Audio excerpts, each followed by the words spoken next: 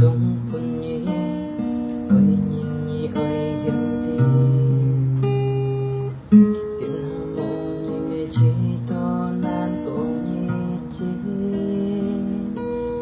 ngay trong tổ cũng phải chỉ gì đi kim ngay ăn cá tổ nhỉ cái xin đi chỉ kim chỉ tổ am phồn nhỉ tìm trái ngày sẽ sống đi mày nhịp kiếm sống tôi nhỉ còn nhạc sống cây mũ chip tiếng liều chưa thi hy vọng thiền thủ cho nhỉ